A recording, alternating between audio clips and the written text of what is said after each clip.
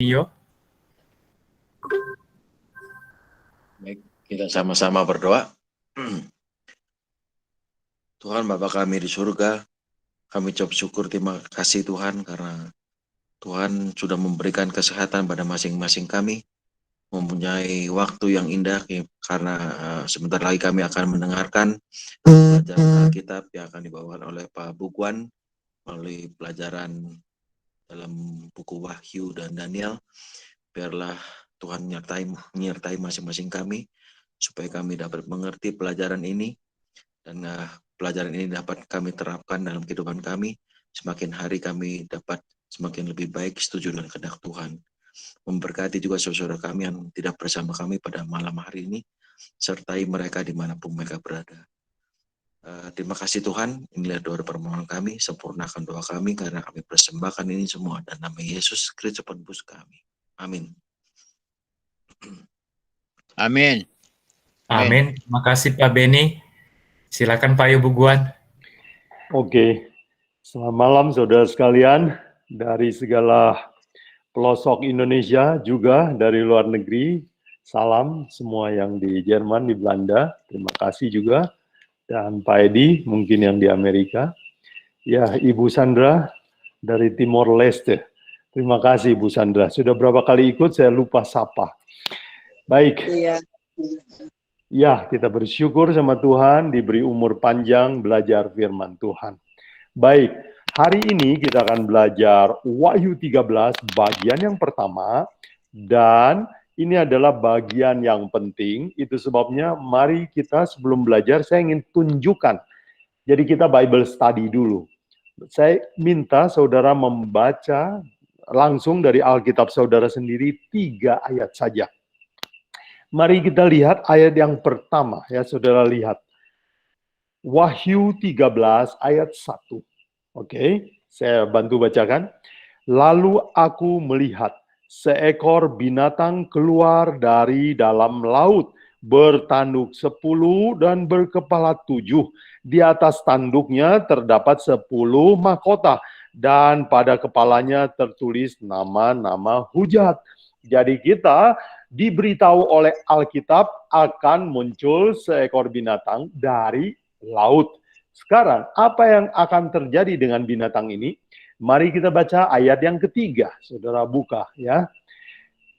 Saya bacakan. Maka tampaklah kepadaku salah satu dari kepala-kepalanya seperti kena luka yang membahayakan hidupnya. Tetapi luka yang membahayakan hidupnya itu sembuh. Seluruh dunia heran, lalu apa? Mengikut binatang itu. Bagian yang kedua. Sekarang kita lihat apa nasihat Tuhan untuk kondisi yang seperti ini. Mari kita baca Wahyu 13 ayat 10, tapi bagian B-nya saja. Mari saya bacakan ya. Yang penting di sini ialah, saudara lihat, ketabahan dan iman orang kudus. Jadi kelihatannya Wahyu 13 bagian pertama ini menganjurkan kita untuk punya iman yang teguh. Nah, itulah ringkasan pelajaran kita. Jadi, sudah lihat sendiri ayatnya. Sekarang baru akan presentasi bahan yang saya siapkan ya. Dan bila mana saudara kurang jelas, nanti boleh ajukan pertanyaan di dalam forum tanya jawab kita nanti ya. Baik, saya sudah siapkan presentasi ini dan mudah-mudahan sudah tampil. Saudara bisa lihat full screen? Halo? Sudah Pak Yo. Oke, mari kita mulai ya. Saya akan batasi maksimal setengah jam ya. Baik, Wahyu 13, binatang dari laut. Nah, struktur pelajarannya adalah bagian pertama kita akan mengerti bagaimana struktur Wahyu 13 ini tulis. Kemudian yang kedua kita akan belajar siapa binatang yang dari laut ini. Dan yang ketiga, apa yang akan terjadi dengan binatang dari laut ini. Dan bagian yang keempat, aplikasi. Ya, seperti biasa, saya mau kita belajar Wahyu bukan pintar pengetahuan, tetapi kita mau praktekkan dalam hidup kita. Baik, sekarang kita mau lihat struktur Wahyu 13 yang bagian pertama. Wahyu 13 dikatakan, ya ayat 1, lalu aku melihat seekor binatang keluar dari dalam laut. Nah, kemudian kita lihat ayat 11. Wahyu 13 ayat 11 dikatakan, dan aku melihat seekor binatang keluar dari dalam bumi. Jadi Wahyu 13 adalah simbol dua binatang. Tuhan menggunakan dua binatang, satu keluar dari laut, satu keluar dari bumi. Yang keluar dari bumi, pelajaran minggu depan. Nah, untuk binatang yang keluar dari dalam laut, itu terdiri dari 8 ayat ya, penjelasannya ada 8 ayat. Ayat 1 sampai 4 itu adalah visi atau penglihatan yang Tuhan berikan kepada Yohanes di dalam kitab Wahyu ini. Dan ayat 4 sampai 8 adalah penjelasannya. Jadi saudara sekalian, ada orang bertanya, oh dikira ayat 4 itu adalah peristiwa setelah ayat 3. Bukan ya. Ayat 5 dan sampai ke 8 adalah penjelasan ya. Dan buktinya apa? Di dalam Wahyu 13 ayat 1 sampai 4, Yohanes selalu menggunakan aku melihat, aku melihat, aku melihat. Tampaklah kepadaku. Kemudian yang bagian ayat 5 sampai 8 tidak menggunakan kata demikian. Jadi 5 sampai 8 adalah penjelasan, oke? Nah, sekarang kita akan langsung masuk kepada pertanyaan penting. Siapakah binatang dari laut ini? Mengapa Tuhan ingin kita kenal binatang ini? Baik, ayat ini sudah kita baca, tapi mari kita baca lebih lengkap ya. Wahyu 13 ayat 1 sampai 2. Oke. Dan lalu aku melihat seekor binatang keluar dari dalam laut, bertanduk 10, berkepala 7. Di atas tanduk-tanduknya terdapat 10 mahkota, dan pada kepalanya tertulis nama-nama hujat. Binatang yang kulihat itu serupa dengan macan tutul, dan kakinya seperti kaki beruang, dan mulutnya seperti mulut singa, dan naga itu memberikan kepadanya kekuatan dan taktanya dan kekuasaannya yang besar. Nah, dari dua ayat ini kita mendapatkan beberapa ciri, bukan? Nah, kita mau kenal ini binatang dari dalam laut ini apa. Dan kalau Tuhan memberikan banyak ayat untuk menjelaskan ini, kode-kode dari binatang ini, tentu Tuhan ingin sekali kita mengerti siapakah binatang ini. Ciri yang pertama, dikatakan binatang dari laut. Itu artinya apa? Dalam Daniel 7 ayat 17, saudara sekalian ingat bahwa buku Wahyu adalah buku kesimpulan Alkitab. Jadi kalau istilah di kitab Wahyu itu biasanya merujuk kepada bagian lain dalam Alkitab. Jadi kita pergi kepada sebuah ayat, Daniel 7 ayat 17, yang memberi kunci apa arti binatang. Oke, binatang-binatang besar yang 4 ekor itu ada 4 raja yang akan muncul dari dalam bumi. Jadi binatang itu artinya raja. Jadi kalau Tuhan pakai simbol, kode, dia bilang binatang itu artinya akan muncul seorang raja. Jadi ada sebuah kerajaan yang akan muncul. Nah sekarang, laut itu apa? Laut itu adalah di dalam Wahyu 17 ayat 15 ada petunjuknya. Dikatakan, kalau semua air yang kau lihat itu, di mana pelacur itu duduk adalah bangsa-bangsa rakyat yang banyak dan kaum dan bahasa. Jadi rakyat yang banyak bahasanya, itulah yang dilambangkan dengan air yang banyak. Nah, laut kan airnya banyak. Jadi laut itu adalah pada zaman dulu, penduduk yang terbanyak adalah di Asia dan Eropa. Dalam hal ini, binatang ini dikatakan muncul dari tempat yang banyak bahasanya, banyak rakyatnya, banyak suku-sukunya. Oh, tempat yang cocok itu adalah Eropa. Jadi ciri pertama adalah kerajaan ini akan muncul dari Eropa. Mari kita lihat ciri yang kedua. Dikatakan tadi binatangnya binatang gabungan ya. Oh, dia dikatakan badannya seperti macan tutul, kakinya seperti beruang, mulutnya seperti singa, dan dia mendapat kekuatan dari naga. Nah, apa arti simbol ini semua? Jikalau teman-teman sudah ikut pelajaran Daniel, inilah artinya. Ya, naga artinya Roma, macan tutul adalah Yunani, beruang adalah Media dan Persia, singa adalah Babylon. Jadi kalau begitu, kerajaan yang muncul dari Eropa ini bersifat gabungan dari 4 kerajaan yang sebelumnya. Nah, inilah lambang yang waktu kita belajar Daniel 7 ya. Seperti singa, seperti beruang, seperti macan tutul, dan seperti naga. Dan artinya sudah kita pelajari dalam Daniel 7 ya. Babylon, Media Persia, Yunani, kemudian Romawi. Dan mari kita pergi ke ciri yang ketiga, yaitu dia mempunyai nama-nama hujat, tanda kutip ya. Daniel 7 ayat 25 dikatakan ia akan mengucapkan perkataan menentang yang maha tinggi, oke?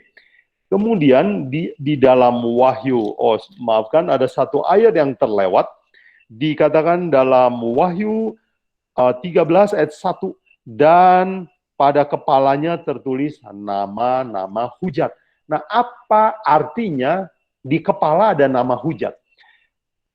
Kata hujat itu definisinya diberikan dalam Daniel 7 ayat 12, yaitu menentang Allah. Ya, menentang yang maha tinggi itu namanya menghujat ya. Jadi kalau seseorang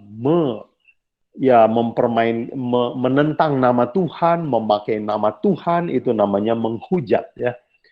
Kemudian ciri yang keempat, yaitu Wahyu 13 ayat 7 dikatakan ia diperkenankan untuk berperang melawan orang kudus untuk mengalahkan mereka, dan kepadanya diberikan kuasa atas setiap suku, umat, bahasa, dan bangsa. Oke? Dikatakan dia pernah menjadi pemimpin dunia dan menganiaya orang Kristen. Mari kita lihat ciri yang kelima dikatakan dalam Wahyu 13 ayat 3, yaitu maka tampaklah kepadaku satu dari kepala-kepalanya seperti kena luka yang membahayakan hidupnya, tetapi luka yang membahayakan hidupnya itu sembuh. Seluruh dunia heran lalu mengikuti binatang itu.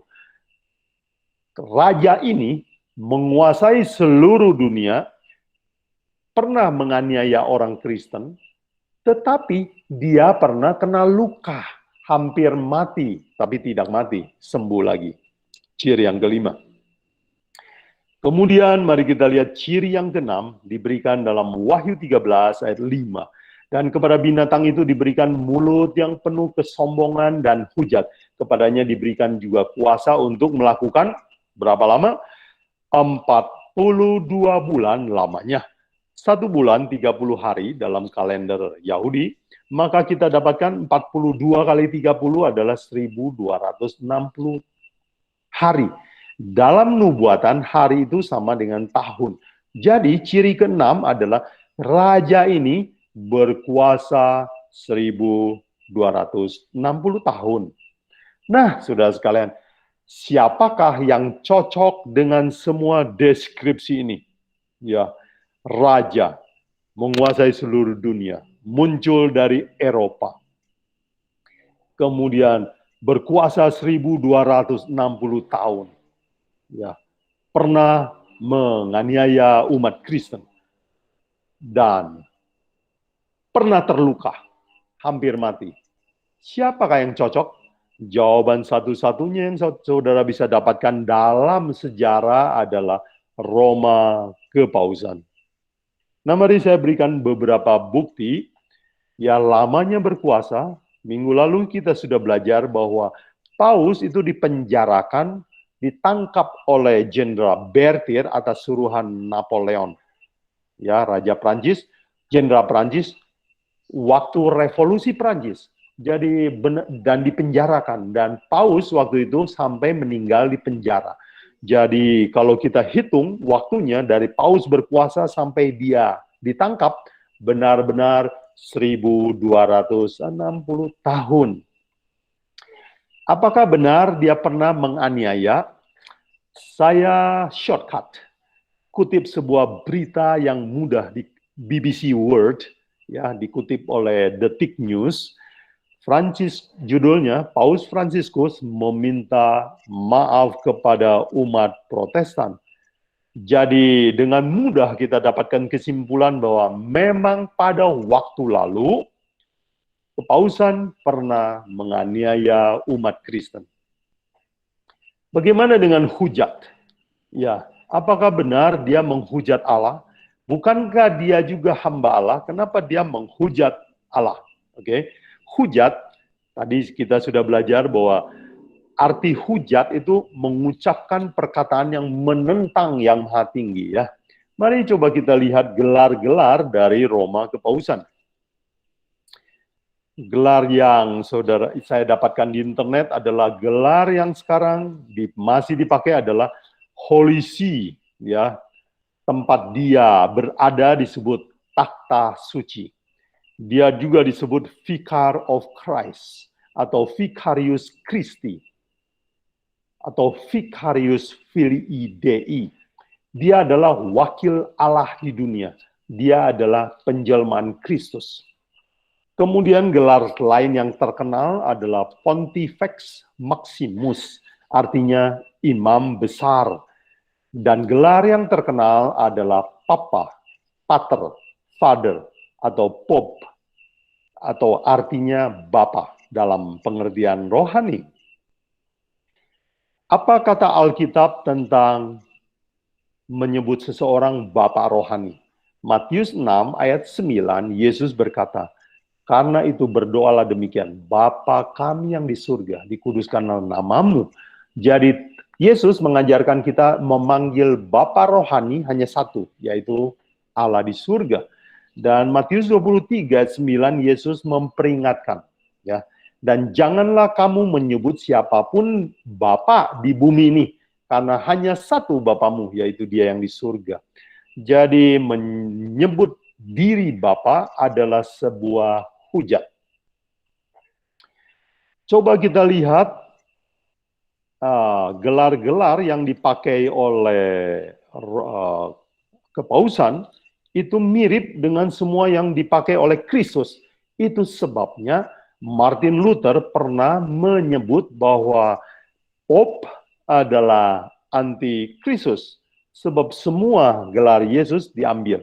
Mari coba kita lihat beberapa sifat dari Yesus, yaitu yang pertama, Yesus bisa mengampuni dosa. Ya, mereka juga mengatakan bisa mengampuni dosa. Lihatlah, banyak kan bilik pengampunan dosa. Sampai hari ini masih juga disediakan. Yesus adalah anak Allah. Dia menyebut diri wakil Allah di bumi. Yesus dalam Alkitab disebut imam besar. Dia memakai gelar imam besar, Pontifex Maximus. Yesus adalah manusia tanpa dosa. Paus menyebut dirinya the innocent. Yesus melayani di dunia ini 3,5 tahun mengajar, ya, dan menyembuhkan orang. Di dalam Wahyu disebutkan bahwa dia akan berkuasa 3,5 tahun atau 42 bulan, sama itu ya, 3,5 tahun atau 42 bulan. Jadi ini kelihatannya seperti meniru pelayanan Yesus. Yesus pernah terluka, dia mati, kemudian bangkit. Apa yang kita lihat pada Roma Kepausan? Dia pernah terluka, tetapi dia sembuh. Dia tidak sempat mati, tapi dia sembuh. Jadi seperti bangkit lagi dengan wajah baru. Kemudian gelar Yesus adalah Mikael. Minggu lalu kita sudah singgung ini ya. Arti Mikael adalah siapa seperti Allah. Dalam Wahyu 13 ayat 4, waktu dia sembuh, seluruh dunia mengatakan, siapa seperti dia? Jadi kelihatannya kekaguman seperti kepada Yesus juga diberikan kepada dia. Itu sebabnya Martin Luther menyebutkan dia sesungguhnya adalah anti-Kristus. Bagaimana dengan nubuatan mengatakan bahwa tahtanya diberikan oleh naga, yaitu diberikan oleh kerajaan Romawi. Apakah betul? Nah, memang dari namanya kita sudah tahu bahwa dia adalah Roma Kepausan. Memang Dia dapat kekuasaannya dari kerajaan Romawi. Nah, apa yang terjadi, saudara sekalian? Tahun 330 Masehi, ibu kota Roma dipindahkan ke Konstantinopel di Turki. Dan penguasa kota Roma waktu itu diberikan kepada bishop, kepada pastor kota Roma. Dan kemudian disebut paus atau papa atau pater. Nah, kata takhta ya diberikan takhta kepadanya. Dalam bahasa Yunani ada dua kata, yaitu thronos, itu mungkin sekarang jadi kata bahasa Inggris yaitu throne ya, takhta. Tetapi ada satu kata lagi yang menarik dalam Yunani adalah katedra. Jadi saudara sekalian, Alkitab mengatakan bahwa seolah-olah bahwa dia memperoleh katedra dari Roma. Dan memang katedra itu sekarang menjadi kata katedral. Dan memang Paus bertakhta di katedral Santo Basilika Santo Peter di kota Roma. Jadi saudara sekalian, cocok sekali dengan penjelasan Alkitab, buku yang ajaib ini.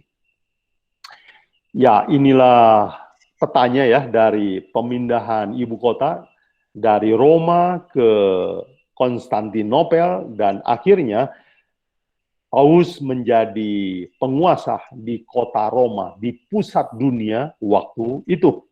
Baik, bagaimana dengan sifat gabungan? Kenapa dia digambarkan sifatnya itu ada unsur naganya, ada unsur beruangnya, ada unsur singanya, dan ada unsur macan tutulnya. Nah, kita tahu bahwa Roma Kepausan itu mewarisi semua pendahulunya. Dia menguasai kekuasaan dari Roma, dia mewarisi filsafat dari zaman Yunani, dia menguasai tata pemerintahan berdasarkan hukum dan undang-undang dari Media Persia, dan mereka menyembah dewa matahari dari mana? Dari Babylon ya. Babylon terkenal menyembah dewa matahari dan nama dewanya adalah Marduk ya. Ini saya ambil dari internet juga, dari Wikipedia. The God of Babylon adalah Marduk ya, namanya Marduk atau Bel, banyak nama yang lain ya. Jadi penyembahan matahari itu sebenarnya diwarisi dari Babylon, diturunkan ke Media Persia, Yunani, kemudian Romawi, dan diterima oleh Roma Kepausan. Jadi memang semua sifat yang sebelumnya itu diadopsi oleh dia, sehingga Alkitab menggambarkan binatang ini memang binatang gabungan. Jadi tepat sekali Alkitab menggambarkan sifatnya. Nah, saudara sekalian, sekarang kita sudah jelas bahwa yang dimaksud Alkitab, siapakah binatang yang keluar dari dalam laut, yang pernah terluka kemudian sembuh?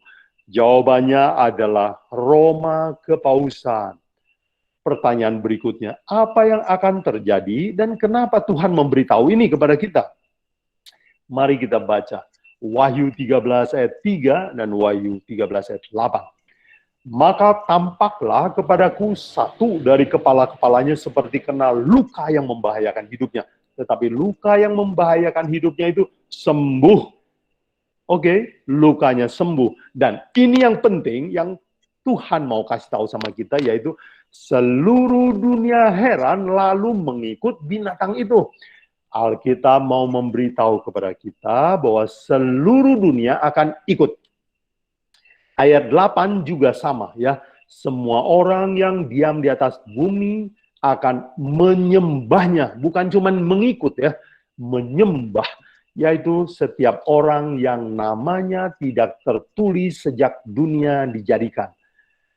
Apa artinya? Semua orang akan mengikuti dia, yaitu semua orang yang tidak mau masuk surga atau tidak akan masuk surga. Oh, keras bukan? Jadi saudara sekalian, mengapa Tuhan memberitahu kepada kita hal ini? Karena Alkitab mau kasih tahu sama kita bahwa seluruh dunia akan ikut dia hanya orang yang cinta Tuhan, yang cinta surga lah yang tidak mau ikut dia. Nah, mari saya lihat berikan buktinya bahwa memang lukanya mulai sembuh dan seluruh dunia ikut. Gambar yang kiri adalah Presiden Amerika menyambut Paus di lapangan terbang.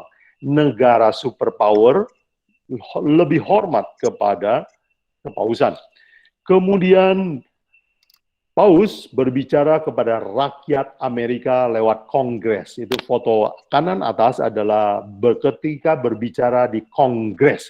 Kongres adalah perwakilan rakyat Amerika. Nah, kalau kita belajar sejarah bahwa Amerika adalah negara Protestan. Mereka adalah orang yang dulu lari dari penganiayaan zaman kegelapan. Mereka mau cari kebebasan beragama di tanah Amerika. Hari ini, organisasi yang pernah menganiaya mereka berbicara, memberi nasihat, pandangan kepada rakyat Amerika. Sudah lihat, lukanya sembuh, seluruh dunia hormat.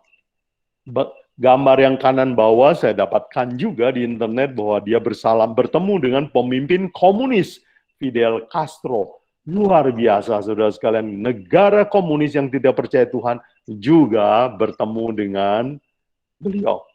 Jadi, kecuali negara Cina yang besar mungkin ya, yang masih belum mau bertemu dengan Roma kepausan. Dan banyak sekali foto yang kita bisa dapat. Misalnya ini. Ini adalah perayaan 500 tahun. Ya, 500 tahun reformasi Protestan di Eropa. Dan apa yang terjadi waktu perayaan 500 tahun reformasi Protestan? Dulu Protestan memprotes Roma kepausan. Sekarang mereka berdiri bersama. Saya punya foto yang sebelah kanan ini menceritakan segala sesuatu bahwa nubuatan Alkitab benar sekali. Di tengah berdiri Paus, di kiri ya adalah presiden dari Lutheran World Federation atau Federasi Sedunia Gereja Lutheran. Dan yang sebelah kanan adalah Sekretaris Jenderal dari Lutheran World Federation. Dan berdiri di tengah adalah Roma kepausan. Bukankah ini sudah rujuk? Bukankah seluruh dunia akan kagum dan mengikut binatang itu? Tidak lagi, bukankah Alkitab mengatakan bahwa tidak lagi ada yang akan memprotes dia? Saudara lihat foto ini, ya adalah pemimpin-pemimpin gereja besar-besar di Amerika yang terkenal juga berfoto bersama dia.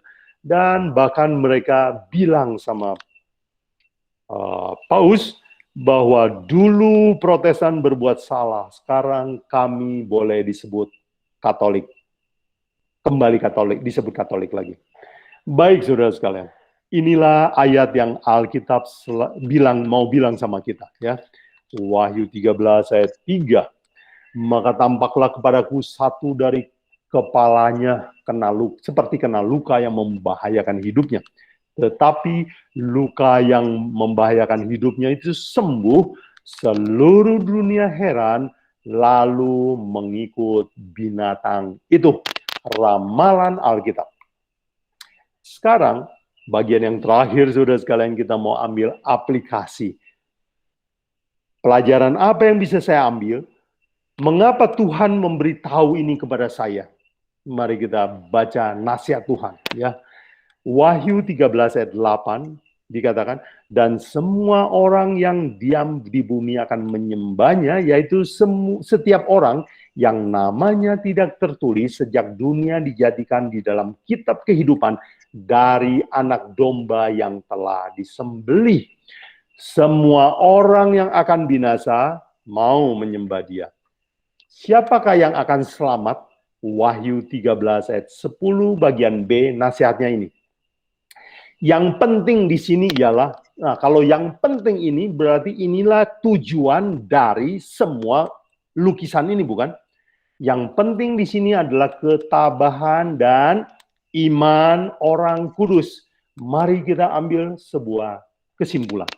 Tuhan mengatakan, nasihat Tuhan adalah, kalau siapa yang mau selamat, dia harus berdasarkan apa? Iman, hanya satu kata. kembali kepada iman. Nah, saudara sekalian, apa kondisi ya? Apa kondisi gereja saat ini? Oh ya, saya ingin tunjukkan bahwa apa definisi iman ya. Apa definisi iman menurut Alkitab? Roma 10 ayat 17 katakan, jadi iman timbul dari pendengaran dan pendengaran oleh firman Tuhan. Jadi iman itu seperti rumah dibangun di atas fondasinya firman Tuhan. Ya, iman itu seperti orang pergi pakai peta. Dia nggak pakai pendapat dia ikut saja nasihat di peta. Iman itu seperti pilot, terbang dengan semua meteran. Dia tidak bisa melihat dengan matanya.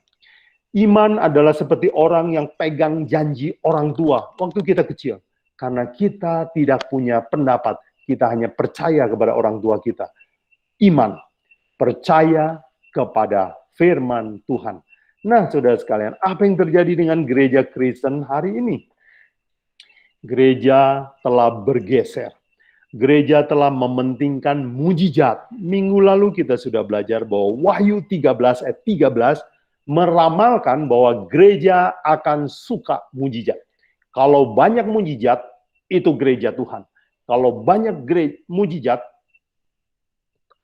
orang menganggap itu adalah perbuatan tangan Tuhan.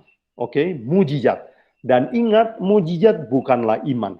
Bagaimana dengan perasaan ya? Perasaan kusyuk, damai, enak, tenang, itu semua juga bukan iman.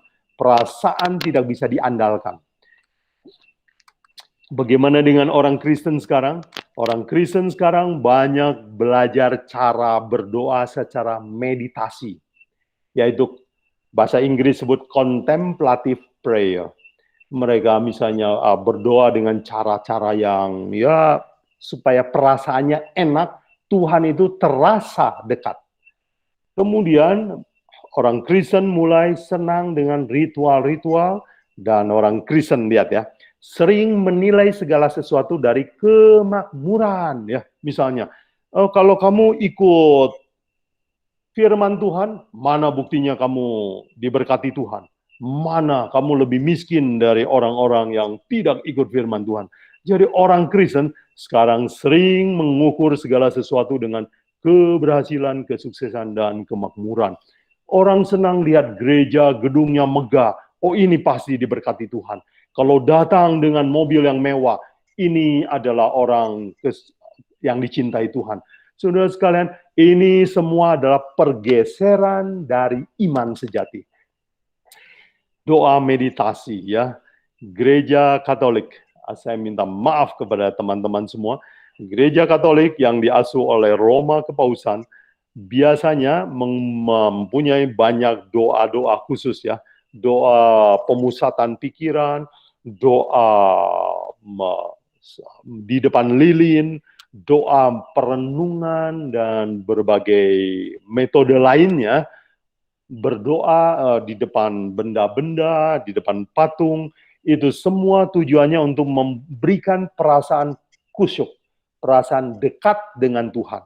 Bahkan kalau saudara baca syarat untuk menjadi anggota Ordo Jesuit, mereka harus pernah dalam doa mereka merasa mengalami pengalaman transendental, pengalaman supernatural, yaitu seperti diangkat ke langit walaupun posisinya dalam keadaan duduk. Ini adalah sebut doa-doa meditasi. Saya ingin memberikan sebuah sumber dari Catholic Resources. Ini adalah doa dari model Santo Ignatius Loyola. Nama doanya adalah doa ACTSI. Dan doanya dibagi dalam 5 bagian, yaitu adoration, contribution, thanksgiving, supplication, lalu intercession.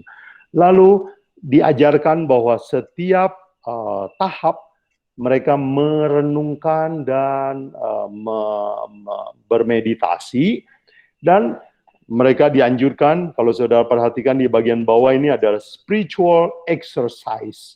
Ya, mereka berusaha melatih iman mereka supaya bisa merasa dekat sama Tuhan dan mengalami mujizat. Inilah disebut contemplative prayer. Oke, Alkitab mengatakan bahwa iman bukan perasaan. Iman bukan kemakmuran. Iman hanya percaya kepada setiap kata-kata firman Tuhan. Nah, apa yang kita lihat, saudara sekalian, hari ini in the Protestant churches, doa ACTS adalah doa contemplative prayer. Itu dipraktekkan. Saudara bisa buka di internet, di berbagai gereja. Ya, ini salah satu saya ambil adalah How to Pray the ACTS Way. Bagaimana dengan gereja kita? Ya, 10 Days of Prayer. Di YouTube saya kutip sebuah kebaktian Sabat, ayat bersahutan, dan doa ACTS. Menarik bukan? Nah, saudara sekalian, Alkitab meramalkan bahwa seluruh dunia akan ikut. Cara satu-satunya untuk tidak ikut adalah kembalilah pegang firman Tuhan. Baca firman Tuhan dan ikuti. Selain itu, kita akan tersesat. Kita akan tertipu. Kita akan ikut dengan sukarela tanpa kita sadari. Jadi saudara sekalian, nasihat. Kalau gereja, kalau saudara sudah pernah tertipu, kalau gereja sudah pernah salah jalan, kalau selama ini kita tidak tahu, inilah nasihat Yesus buat kita. Wahyu 2 ayat 5, sebab itu ingatlah betapa dalamnya engkau telah jatuh, bertobatlah, dan lakukanlah apa yang semula engkau lakukan. Jika tidak demikian, aku akan datang kembali kepadamu, dan aku akan mengambil kaki dianmu dari tempatnya jikalau engkau tidak bertobat. Bahasa sederhananya adalah, kembalilah kepada Alkitab. Kalau tidak, engkau tidak akan selamat. Dan itulah cita-cita Tuhan yang minggu lalu kita pelajari untuk gereja mula-mula. Ya. Dalam Wahyu 12 ayat 1 kita sudah belajarkan, aku melihat seorang perempuan berbaju seperti matahari, kakinya injak bulan. Apa artinya? Dia mempunyai perubahan tabiat mendekati Kristus. Mereka adalah orang yang keluar dari dosa, dan mereka adalah orang yang imannya injak berdasarkan Alkitab saja. Jadi, saudara sekalian, pelajaran kita sudah selesai. Izinkan saya untuk kutip sebuah ilustrasi. Di rumah saya, itu dinding rumah ke arah selatan itu kacanya agak banyak. Suatu hari ada seekor burung yang menabrak kaca rumah saya dan jatuh ke bawah. Wah, saya tolong, saya kasih air minum, tapi tidak bisa diselamatkan. Burung yang malang ini akhirnya saya kuburkan baik-baik. Nah, saya ingin tahu kenapa burung kok bisa nabrak kaca rumah saya. Apa dia nggak lihat? Nah, saudara sekalian, saya belajar, saya buka internet, kenapa burung sekali-sekali suka tabrak kaca. Rupanya pada jam tertentu, kaca rumah itu memantulkan awan. Jadi waktu mereka lihat kaca, itu dikiranya adalah awan. Sehingga mereka terbang dengan kecepatan tinggi. Mereka pikir menembus awan, padahal yang ditabrak adalah kaca. Dan itu sebabnya dia menghantam kaca rumah saya dengan keras, dan dia jatuh dan mati. Nah, saudara sekalian, burung ini kenapa mati? Karena dia pakai mata. 2 Korintus 5 ayat 7, Paulus memberi nasihat bagaimana rahasia hidup orang Kristen supaya selamat. Dikatakan, sebab hidup kami ini adalah hidup karena percaya atau karena iman, bukan karena melihat atau bukan pakai perasaan. Semoga pelajaran hari ini menolong kita untuk dijauhkan dari segala penyesatan. Saudara sekalian, pelajaran yang baik ini, sebelum masuk tanya jawab, mari kita tutup dengan doa. Bapa di dalam surga, terima kasih untuk buku Wahyu, peta yang jelas tentang akhir zaman. Dan kami telah belajar tanda-tanda zaman bahwa dunia akan mengikuti seorang pemimpin yang sama. Dan semua orang yang akan diselamatkan akan mengikuti firman Tuhan. Bantu kami ya Tuhan lebih rajin belajar. Bantu kami ya Tuhan lebih mengerti firman-Mu. Berkati semua pendengar yang rindu mencari kebenaran. Kiranya semua yang mencari akan mendapat. Sertai kami selama belajar supaya Roh Kuduslah yang menuntun kami kepada pengertian yang benar. Dalam nama Yesus kami berdoa. Amin. Terima kasih atas perhatian saudara sekalian. Saya kembali kepada Pendeta Tawaris untuk forum diskusi tanya jawab. Thank you. Iya, terima kasih Pak Yobuguan. Ada pertanyaan nih dari chat. Sebelum yang lain bertanya ya, saya baca ya. Oke. Nih, dari Ricky Ambon. Gereja Katolik sangat peduli dengan hal-hal yang bersifat sosial. Setiap ada bencana, peperangan, wabah penyakit, dan lain-lain, Gereja Katolik di garis depan akan turun tangan membantu misionaris yang peduli gitu kan. Baru pertama membuka ladang penginjilan di Papua dan daerah lain di belahan bumi adalah Katolik. Bagaimana kita gereja GMAHK bisa menafsirkan bahwa nubuatan di kitab Wahyu itu mengarah ke RK? Apakah tafsiran kita sudah tepat? Apakah tafsiran itu mengarah ke lembaga Katolik, Paus, atau ke seluruh umat Katolik? Baik. Terima kasih, Saudara Ricky Ambon. Pertanyaan yang baik sekali ya. Baik. Jikalau Ricky tadi sudah mengikuti dari awal, oh Ricky Ambon. Saya kira Ricky siapa? Halo, Sobat. Thank you, pertanyaan yang bagus. Gereja Katolik, nah oke. Wahyu 13 bukan berbicara tentang gereja Katolik. Saya perlu klarifikasi ini ya. Wahyu 13 tidak berbicara tentang gereja Katolik. Dia berbicara tentang pemimpin gereja Katolik. Dan dia bukan hanya pemimpin Katolik, dia adalah pemimpin sebuah negara juga, namanya Vatikan. Jadi Alkitab menyebutkan pemimpinnya, yaitu Roma Kepausan. Jadi bukan gereja Katolik yang dimasalahkan.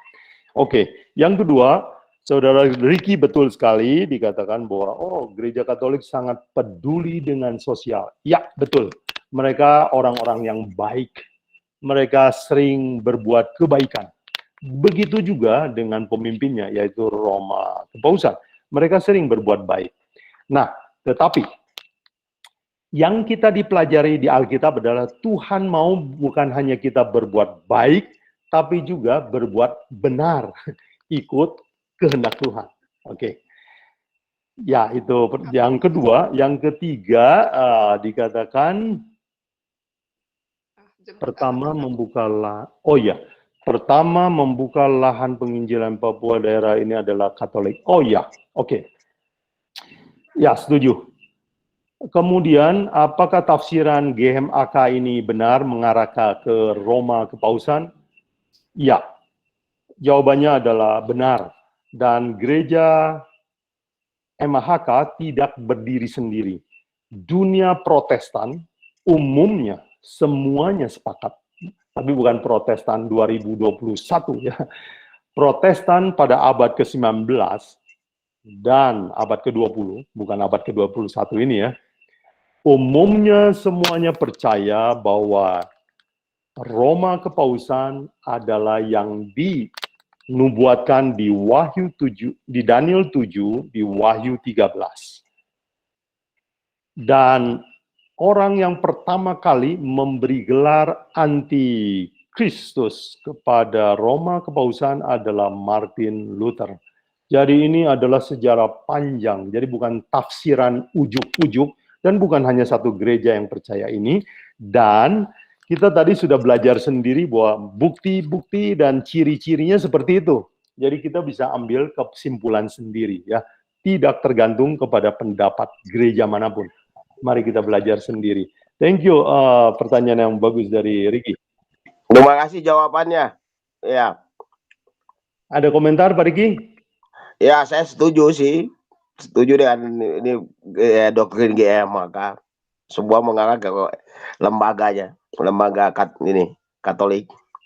Jadi bukan perorangan, kepausan ya. Kepausan ya, bukan kepada Ya. Katolik. Ya. Ya. Ya, di umat Katolik banyak orang yang setia sekali. Ya, mereka benar-benar mau cari Tuhan. Dan banyak orang yang baik, saya yakin, di gereja Katolik. Oke, hari ini kita diberitahu oleh Alkitab bahwa pemimpinnya dinubuatkan oleh Alkitab. Dan kita sudah dapat pelajarannya ya. Thank you, Ricky. Ya, sama-sama Ko Buguan. Sama-sama, thank you. Ya. Salam sehat ya, Pak Ricky. Amin, Ko Buguan. Sampai jumpa lagi di ini. Di live ya. Di Matulungan lagi. Di Bible Study Live ya, sudah kangen. Ya. Baik, silakan yang lain. Pak Buguan, selamat malam. Halo Pak Karjono. Saya Malam. mau tanya ini mengenai Matius pasal 16. Ada kaitannya ini dengan yang tadi diceritakan. Kata Yesus kepadanya, ayat 17 ya. Matius 16 ayat 17, kata Yesus kepadanya, berbahagialah engkau Simon bin Yunus, sebab bukan manusia yang menyatakan itu kepadamu, melainkan Bapakku yang di sorga. Dan aku pun berkata kepadamu, engkau adalah Petrus, dan di atas batu karang ini aku akan mendirikan jemaatku, dan alam maut tidak akan menguasainya. Kepadamu akan kuberikan kunci kerajaan surga. Apa yang kau ikat di dunia ini akan terikat di surga, dan apa yang kau lepaskan di dunia ini akan terlepas di surga. Nah, ada kaitannya ini, saudara kita ini percaya dengan firman ini bahwa mereka gerejanya itu berdasarkan keturunan dari Petrus ini. Makanya mereka kalau mengampuni orang berdosa atau kalau orang dikatakan terikat di surga ya terikat, kalau dilepaskan. Jadi ini gimana hubungannya? Dan jarang sekali kita membahas hal yang seperti ini karena mereka menganggap bahwa inilah dominasi mereka, bahwa mereka memiliki kuasa dari Tuhan Yesus. Itu kira-kira Pak Buguan. Bagaimana? Oke, terima kasih. Saya lagi mencari sebuah ayat. Baik Pak Karjono, pertanyaan yang baik, dan memang ini adalah ayat dari Roma Kepausan bahwa mereka adalah penerus dari Petrus ya. Petrus adalah paus nomor 1. Dan yang mereka lakukan adalah meneruskan ke berikutnya. Nah, ada beberapa hal yang perlu kita mengerti, yaitu Yesus berkata, engkau Simon. Lalu seperti seolah-olah Simon itulah kepala gereja. Sebenarnya ini kalau kita baca bahasa aslinya lebih bagus, yaitu di bahasa aslinya kan tidak pakai titik koma. Jadi harusnya ayat ini dibaca demikian ya.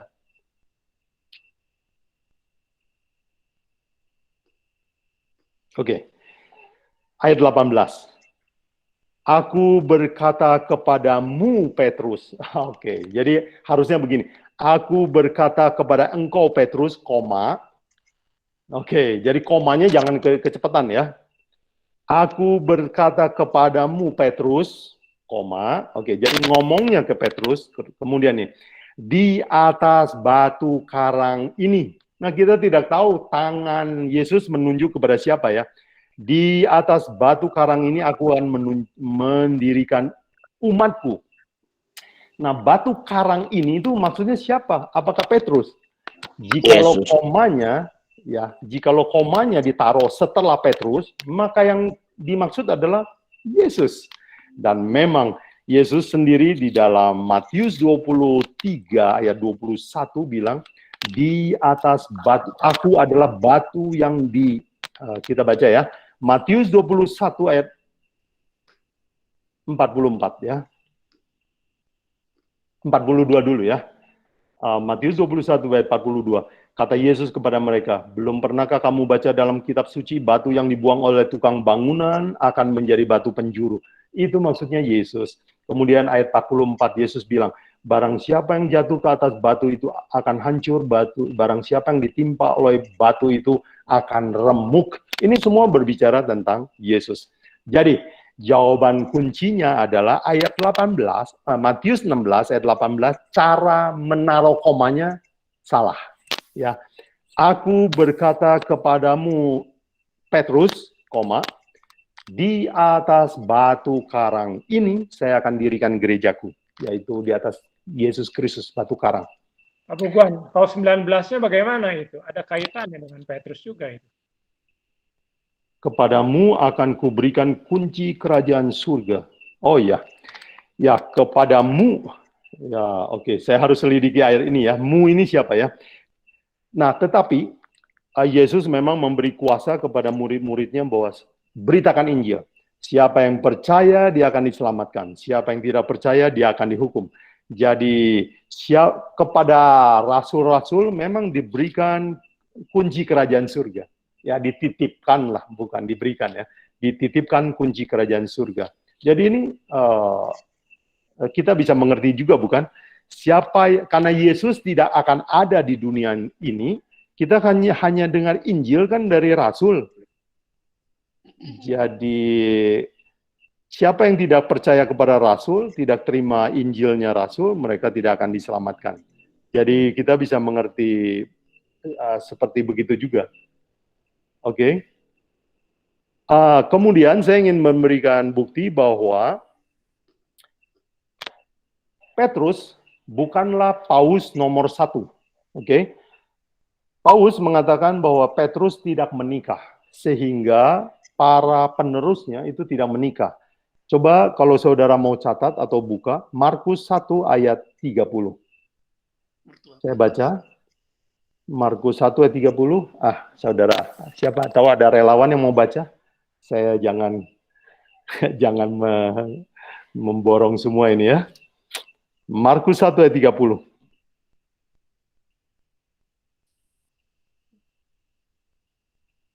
Markus 1, oh, iya. Markus 1 ayat 30. Ibu mertua Simon terbaring karena sakit demam. Itu bukan, Pak? Betul, itu betul, ya? betul. Ibu mertua Simon terbaring karena sakit demam. Mereka segera memberitahukan keadaannya kepada Yesus. Terima kasih, Bu Herlina. Ibu mertua Simon. Kalimat ini memberitahukan kepada kita, apakah Simon menikah? Ibu mertua. Kalau orang punya mertua, menikah. Jadi, klaim bahwa paus adalah paus nomor 1 atau pertama adalah Simon tidaklah berdasarkan Alkitab. Yaitu bukti lain bahwa itu hanya sebuah klaim ya, sebuah klaim. Ya, Pak Karjono. Apakah ada komentar dari Pak Karjono? Ya, saya masih belum puas, tetapi nggak apa-apa. Mungkin Pak Buguan nanti setelah selidiki lebih banyak bisa. Ya, saya akan selidiki ayat 19. Yang tapi saya tangkap 18-nya cukup jelas nggak? Ya, yang jelas itu. Tapi yang saya tangkap karena Yesus berbicara kepada Simon, langsung berhubungan dengan dia, nggak kepada seluruh muridnya gitu loh. Karena Simon mengatakan bahwa Yesus adalah Mesias. Ya, itu jadi dia langsung ditujukan pada Simon. Ya, terima kasih Pak Buguan, nggak apa-apa. Sama-sama menyelidiki. Ya, kita selidiki lagi. Ya. Terima kasih Pak Karjono untuk pertanyaannya. Boleh, bertanya boleh, Pak? Oh iya, silakan. Siapa yang bertanya? Saya, Pak. Oh, Pak Harmono. Silakan, Pak Harmono. Saya sih tertarik dengan tadi Pak Buguan singgung tentang bangsa Cina ya. Orang Cina tadi sebetulnya singgung. Nah, sepertinya kan negara-negara di dunia yang kuat-kuat itu mereka punya lambang seperti Amerika misalnya contoh Garuda lah, Pancasila itu burung elang gitu. Kemudian Inggris singa gitu kan, sesuai dengan menggunakan nubuatan gitu kan. Kemudian yang saya tanyakan, kan naga kan Cina ini yang punya lama. Nah, Cina pernah menguasai Eropa, Pak. Sejarahnya itu pada tahun berapa? Nah, jadi apakah memang Cina tidak masuk ke dalam nubuatan? Karena Cina ini lambangnya itu naga, Pak. Bagaimana ini dengan seekor naga yang dimana Cina yang kita tahu bahwa sekarang ini juga di dalam ekonomi hampir menguasai dunia. Bagaimana nih untuk bangsa Cina sendiri gitu? Apakah nubuatannya ini memang ke arah bangsa yang akan masa ini? Itu saya juga agak sedikit ini nih dengan bangsa Cina. Gimana, Terima Pak? kasih, Pak Harmono. Oke, sayang sekali bangsa Cina tidak, walaupun rakyatnya paling banyak sekarang di dunia, tidak dinubuatkan secara spesifik, artinya jelas sekali dalam Alkitab. Alkitab itu berpusat kepada umat pilihan Tuhan dan sekitarnya, dan musuh-musuhnya, ya, Israel dan sekitarnya, Abraham dan sekitarnya, Nuh dan sekitarnya. Jadi pusatnya adalah karena mau menerangkan Yesus Kristus, ya. Tetapi bangsa Cina, sebagian orang pelajar Alkitab percaya bahwa juga ada dinubuatkan di dalam kitab Yesaya. Juga Indonesia. Ada orang coba menafsirkan bahwa katanya, sampaikanlah berita sampai ke pulau-pulau yang jauh. Oh, itu kan kepulauan Indonesia. Ya boleh juga, tapi kan kepulauan Fiji, New Zealand, dan sekitarnya juga pulau-pulau, ya. Ya, tapi memang kita tahu bahwa Tuhan mengasihi seluruh bangsa. Dia mau pakai orang Israel supaya Injil sampai kepada Cina, kepada Indonesia, kepada orang Afrika, dan seterusnya. Oke. Tadi Pak Harmono bilang bahwa naga adalah lambang Cina. Bukan. Naga adalah dongeng, mitologi dalam Cina kuno. Kalau Cina modern, apalagi tidak pakai lambang naga, ya. Itu hanya dongeng, mitologi. Oke. Apakah Cina pernah menguasai Eropa? Sepanjang yang saya belajar, orang Cina adalah bangsa yang tidak pernah menjajah. Mereka tidak pernah menjajah siapapun. Dijajah pernah, menjajah nggak pernah. Dan mereka menguasai Eropa, tidak. Mereka berdagang dengan Eropa, ya. Orang Cina senang berdagang. Ke Eropa, bawa teknologi Cina, bawa kapal laut, bawa mesiu, bawa kertas, bawa tinta, dan orang Eropa belajar bikin kertas, bikin itu semua dari orang Cina. Ya, ada seorang Inggris menulis buku judulnya 1443. Ya, tahun di mana Cina menemukan Amerika. Menurut pelaut, pensiunan tentara laut, Angkatan Laut Amerika, Inggris, dia bilang bahwa penemu benua Amerika adalah orang Cina. Kenapa? Dasar dia adalah karena Columbus waktu sampai mendarat di Amerika, dia membawa sebuah peta buatan Cina. Kalau begitu, siapa yang pertama bikin peta itu kan yang menemukannya. Jadi dia berpendapat bahwa orang Cina lah yang menemukan menemukan benua Amerika pertama kali. Tetapi yang terkenal adalah Christopher Columbus. Jadi orang Cina banyak berdagang, tetapi mereka tidak pernah menjajah. Dan tidak dinubuatkan di Alkitab secara khusus. Begitu, Pak. Boleh menambahkan sedikit keterangan? Boleh. Silakan. Di Wahyu pasal 20 ayat 2, memang kita merasa tahu bahwa naga itu kan dengan lambang-lambang itu sepertinya Cina, kekuatan Cina, padahal dikasih tahu di Wahyu pasal 20, ia menangkap naga, si ular tua itu, yaitu iblis dan Satan. Ini naga itu dilambangkan dari sejak dunia diciptakan itu adalah setan. Mungkin jadi jangan sampai dianggap naga itu adalah bangsa Chinese, ya. Karena banyak barongsai, gambarnya naga. Enggak, itu naga itu dilambangkan sebagai setan. Itu aja, Pak Harmono, tambahan sedikit. Makasih. Oke, makasih Pak Purjono. Terima kasih. Oke, terima kasih. Lanjut, siapa tahu ada pertanyaan atau diskusi yang lain?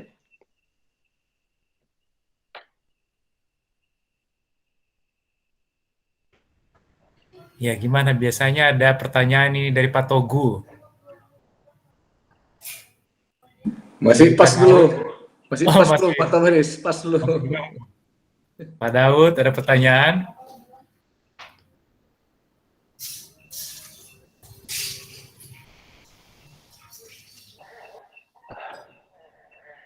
Apakah jikalau saudara ada yang berlatar belakang Katolik, saya ingin meluruskan bahwa ini bukan anti Katolik ya.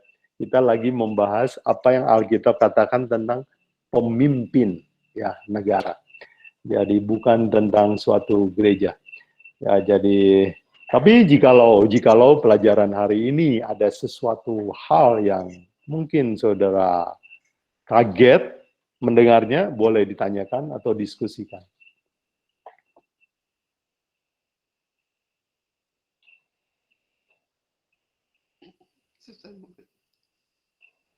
Bisa, udah, suara. Saya ada pertanyaan. Halo. Oh iya, silakan. Ya, silakan. Saya banyak teman orang-orang Katolik dan saya mengagumi mereka seperti tadi yang sudah dikatakan pertama.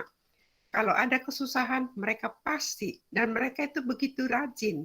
Dalam hal ini saya menilai bahwa mereka itu benar-benar telah mempraktekkan apa yang Tuhan kehendaki dari kita dengan segenap hati tanpa embel-embel. Itu lain dengan kita, kadang kita melakukan sesuatu ada harapan yang diinginkan dari perbuatan kita, bukan umat ini ya, maksud saya pada umumnya, tapi pada umumnya umat Katolik ini dengan segenap hati, dan itu menurut penilaian saya mereka praktekkan akan tuntutan Tuhan ini. Nah, cuma sekarang yang menjadikan pertanyaan, kadang saya sering berdiskusi dengan gereja kita sendiri, mereka itu memang banyak berbuat baik, tapi ajarannya ini katanya yang belum tidak sesuai, bukan tidak sesuai, tidak menurut kepada keinginan Tuhan, seperti salah satunya memelihara hari Sabat, ya, karena mereka memelihara hari Minggu, tapi mereka juga kan pada umumnya tidak tahu bahwa hari Minggu itu sudah dibelokkan yang mestinya hari Sabat, hari Sabtu. Itu pertanyaan saya atau mohon keterangan. Yes. Bagaimana caranya kita bisa menjelaskan kepada mereka atau bagaimana kita sendiri bisa mempraktekkan apa yang terbaik yang Tuhan inginkan dari kita. Terima kasih. Terima kasih. Boleh kenal nama? Saya istrinya Johnny Lee, nama saya Susan. Oh, baru dengar Bu Susan. Oke, terima kasih. Saya temannya Cik Singgui. Oh ya. Terima kasih.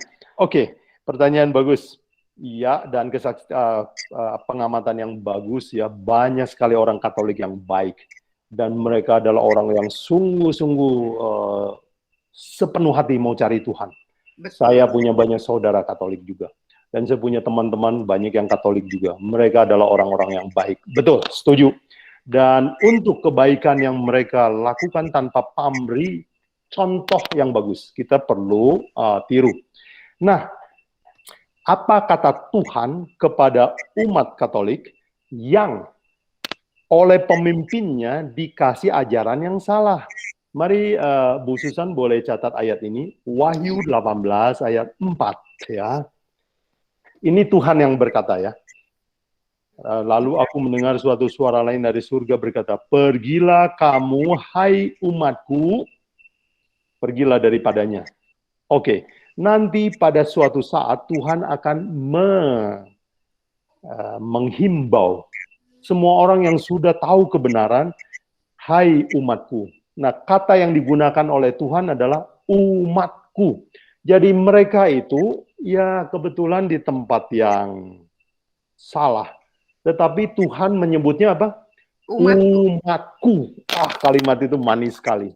Jadi kita tahu, banyak orang Katolik adalah umat Tuhan. Begitu Bu Susan.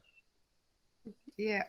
Ya, dan biar mereka mungkin belum mendengar suara gembala, berikan waktu. Ya, suatu hari gembala akan memanggil dombanya. Terima kasih banyak. Terima kasih Bu Susan. Terima kasih untuk pelajarannya, bagus sekali Pak Buguan. Amin. Mudah dimengerti. Amin, amin. Amin. Silakan. Yang lain.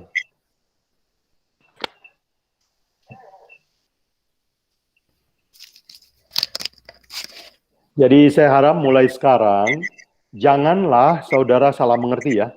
Wahyu 13 tidak membicarakan gereja Katolik. Dia sedang menubuatkan Roma kepausan. Thank you. Sedikit penegasan.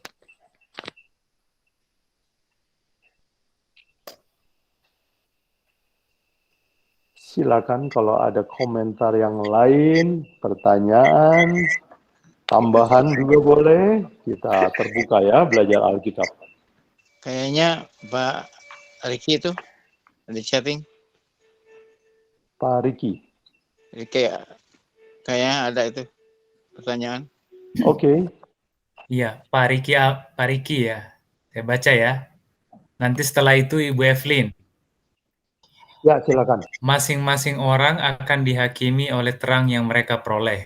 Bagi mereka yang diberi terang yang besar, maka mereka juga akan dituntut tanggung jawab yang lebih besar. Umat Katolik juga akan diselamatkan sesuai dengan terang yang mereka peroleh. Hanya bila orang yang sudah tahu itu salah, tapi dengan sengaja melanggar, maka akan dihukum. Nah, ini komentar ya. Oke. Terima kasih Pak Riki. Amin ya, kita aminkan ya. Sampai akhir hidupnya Martin Luther juga masih orang Katolik ya, jangan lupa ya. Oke. Iya. Ibu Evelyn itu Ibu Evelyn. Iya. Ibu Evelyn, ya please. Iya. Kalau saya sih berpendapat karena waktu saya masih SMP, saya karena di sekolah Katolik namanya sekolah Hati Kudus atau Raja Wali di Makassar itu untuk sebelum ujian karena saya suka main-main jadi saya punya oma bilang kamu mesti karena keluarga saya semua Katolik, oma saya juga dia bilang mama saya juga dia bilang sampai meninggalnya dia juga Katolik, kamu harus masuk ke oma saya selalu dipesenin kue, dia pintar sekali bikin kue sama suster-suster Belanda itu. Jadi suster Belanda bilang supaya cucumu enggak main-main aja, supaya bagus pelajarannya, masukkan asrama. Nah di situ saya lihat praktek-prakteknya itu suster-suster itu kejam sekali. Kejam, saya sampai nangis, saya bilang kenapa ada orang kayak begini? Ini orang bagaimana ini? Jadi mereka itu tanpa dipikir kalau hukum anak-anak itu keras sekali tidak boleh begini, tidak boleh begitu. Sampai akhirnya saya cerita saya punya oma, saya bilang, saya nggak mau lagi kalau oma saya datang, saya mau pulang, ini apa-apaan ini gini. Terus, oh ya, oma saya sendiri nggak tahu. Baru saya tahu waktu saya di asrama itu. Jadi bukan soalnya orang Katolik itu ada yang baik, suka menolong, bukan.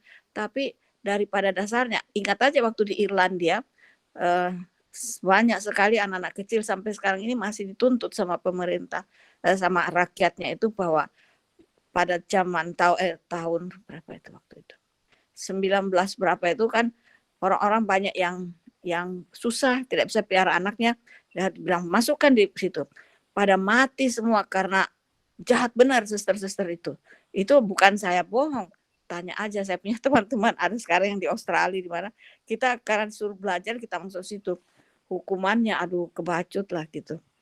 Cuci WC itu malam jam 2 disuruh bangun. Ayo bangun, cuci WC padahal kan ada yang pembersih kita mesti cuci sampai pagi. Bagaimana mau belajar?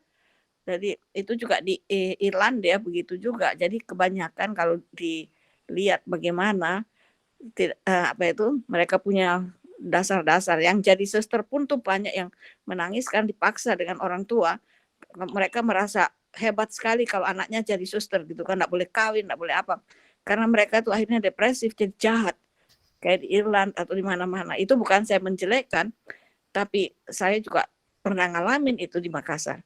Jadi saya pikir ya bukan berarti teman-teman juga saya ada Katolik, tapi terlalu baik juga enggak. Saya punya teman juga dari Islam baik, dari Protestan juga ada yang baik sekali. Jadi itu bukan karena orang Katolik itu baik, tetapi di semua agama itu, tapi nggak ada kayak begitu anak-anak kecil itu disiksa gitu. Jadi itu aja yang Oke, saya mau ngomong. terima kasih. Iya, baik. Terima kasih ya Bu Evelyn, sudah diingatkan. Memang manusia nggak ada yang perlu dipuji-puji lah ya. Ada yang baik, ada yang buruk ya. Dan umumnya manusia ini banyak kelemahan.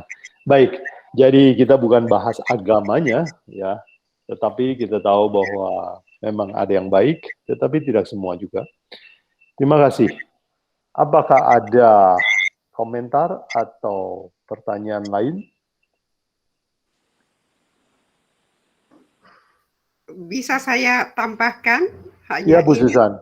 Ini hanya pendapat saya karena pengalaman dan kebetulan saya banyak teman-teman pastor-pastor muda yang masih belajar untuk jadi pastor. Karena saya tinggal dekat Sang Agustin, di mana mereka itu diasramakan. Ini hanya karena kita berteman, jadi kita secara terbuka kadang ngobrol. Karena seperti tadi yang Ibu Evelyn katakan, saya kira suster-suster ini hanya karena pengaruh keadaan, sistem dari Katolik ini yang menuntut agar mereka tidak berkeluarga, artinya tidak boleh menikah lah ya. Jadi mereka itu secara psikis saya kira terpengaruh, jadi beban yang berat, jadi disalurkan kepada anak-anak kecil ini. Nah, yang terakhir, karena banyaknya kejadian anak kecil akhirnya ketahuan, kita bicara sama pastor-pastor muda ini. Apa mereka tidak bisa meminta pengubahan? Karena pastor-pastor muda ini juga manusia biasa yang mempunyai kebutuhan biologis. Jawaban mereka, saya sangat ini juga. Mereka sudah mengajukan permohonan, menulis surat, ini katanya ya, atau memohon agar pastor-pastor ini boleh untuk menikah di waktu akan datang. Jadi sistemnya diubahlah. Tapi ternyata katanya ditolak. Nah itu yang saya tahu. Saya kira itu ya, pengaruhnya besar sekali kepada kita semua, apalagi kita sebagai manusia biasa. Kebutuhan biologis kalau tidak dipenuhi, jadinya yaitu anak-anak kecil ini kasihan. Dan mereka sendiri juga banyak ceritanya kita semua udah tahu antara pastor-pastor dengan suster-suster ini. Maaf ya, itulah salah satunya. Sistemnya yang saya pikir disalahgunakan. Tuhan itu maunya yang baik, tapi sistemnya disalahgunakan. Terima kasih. Terima kasih Bu Susan. Oke, kita tunggu komentar, pertanyaan.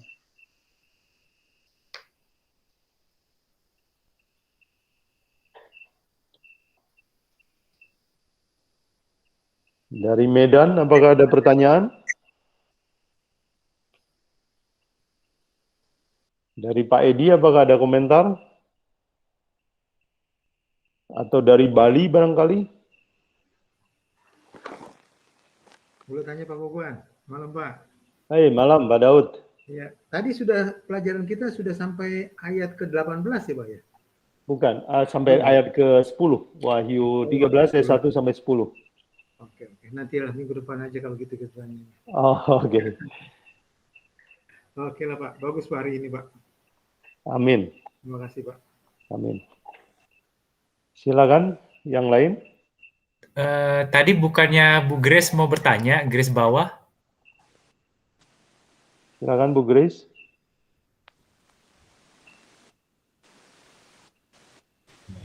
Oh enggak. Boguan, saya dulu bertanya. Pak Togu, senang dengar suara Pak Togu Semoga lagi. kita sehat-sehat semua ya masa Amin. COVID. Amin. Semoga kita tidak bosan-bosannya tinggal di rumah. Gini Boguan, itu tadi kan perkembangan gereja pada saat ini yang suka mujizat, salah satu yang Boguan katakan, atau perasaan ritual, dan kalau kita kesuksesan dan makmur itulah yang diberkati. Tapi kalau kita lihat ini Pak Buguan, Kisah Para Rasul 8, ini itu kan ceritanya kan tentang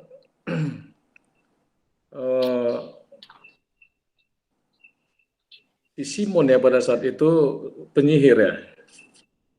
Kalau kita baca dari ayat 9 ya, seorang yang bernama Simon telah sejak dahulu melakukan sihir.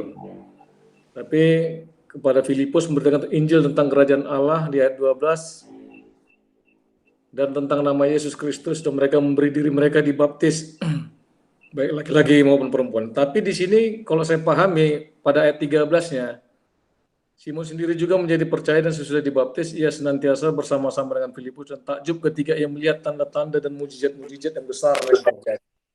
Ini kaitannya gimana nih Pak Buguan nih? Kaitan dengan mujizat seperti yang apakah ini mendasari iman Kristen pada saat ini? Mujizat-mujizat itu sangat penting. Karena mungkin dipulihkan atau diberikan sesuatu yang nggak mungkin bagi manusia tapi mungkin bagi Tuhan. Apakah pemahaman mujizat ini berbeda dengan mujizat pada masa Kristus gitu kira-kira Buguan? Itu sementara dulu Buguan. Bagus Pak Togu, terima kasih. Ya, Alkitab mengajarkan bahwa mujizat bukan iman. Mujizat bukan dasar iman. Tetapi Tuhan memberikan mujizat untuk meneguhkan iman. Ya, jadi bukti itu menyusul. Contoh, saya percaya ayah saya, ibu saya adalah orang tua saya. Waktu saya kecil, saya percaya dengan iman. Mereka bilang apa, saya percaya. Setelah saya besar, waktu saya mendaftar ke sekolah, saya lihat akte lahir saya lihat, oh memang mereka orang tua saya di surat lahir. Jadi bukti itu saya dapat belakangan kan, setelah saya bisa membaca. Nah, jadi bukti Alkitab prinsipnya begini. Iman itu adalah yang Tuhan suka ya. Di dalam Ibrani 11 ayat 5 Tuhan, tanpa iman orang tidak bisa berkenan kepada Allah. Jadi Tuhan paling suka kalau orang percayanya itu tulus ya. Tanpa bukti. Tetapi Tuhan tidak pernah meminta kita untuk percaya buta.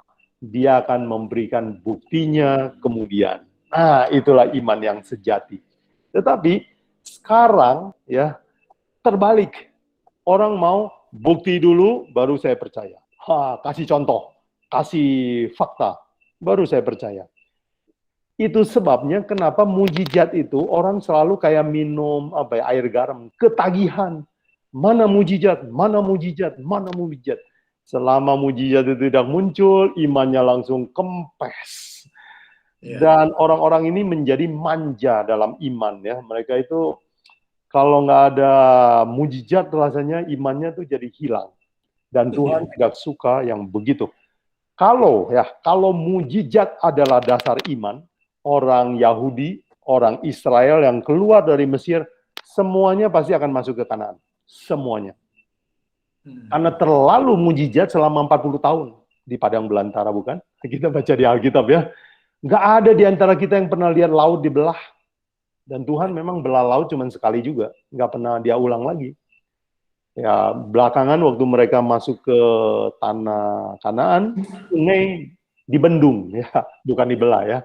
Jadi Tuhan tidak selalu melakukan mujizat yang sama. Jadi kalau mujizat adalah dasar iman, orang Yahudi pasti akan selamat. Tetapi apa yang Paulus tulis di Ibrani 3:19, kenapa orang Israel tidak sampai ke Kanaan? Karena kurang iman. Bukan karena kurang mujizat. Oke? Jadi kita mesti clearin ya.